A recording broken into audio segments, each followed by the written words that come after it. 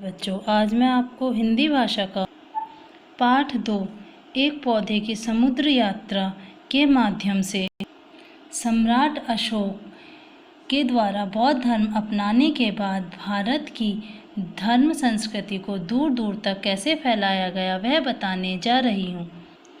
कई वर्षों पुरानी बात है। तब लोग या तो पैदल यात्रा करते थे या पालकियों में।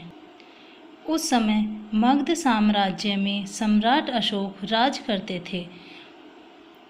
छोटे से राज्य कलिंग को अपने राज्य में मिलाने के लिए उन्होंने उस पर चढ़ाई की। घमासान युद्ध हुआ। युद्ध में नरसंहार देखकर अशोक बहुत दुखी हुए। इस युद्ध के बाद अशोक के मन में बहुत पछतावा हुआ और वह राजपाट छोड़कर भिक्षु बन गए।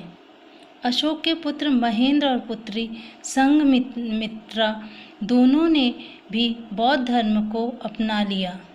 महेंद्र ही आगे चलकर महिंद के नाम से प्रसिद्ध हुए।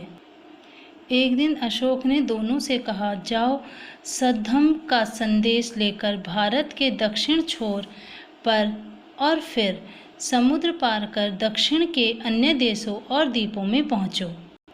महिंद ने पूछा, अपने साथ में तथागत अर्थात बुद्ध के कौन से चिन्ह ले जाऊं? अशोक ने कहा, जिस वृक्ष के नीचे बैठकर भगवान बुद्ध ने ज्ञान प्राप्त किया उसी वृक्ष से उत्पन्न एक पौधा ले जाओ। बोधि वृक्ष से उत्पन्न पौधा अपने साथ लेकर महिंद दक्षिण की ओर चल दिए। वहाँ उन्हें बहुत बड़ा द्वीप श्रीलंका मिला। पुराने समय में श्रीलंका को सिंघल नाम से जाना जाता था। वहाँ के राजा देवानामपिय तीसा को महिंद ने बौद्ध धर्म का अनुयायी बनाया।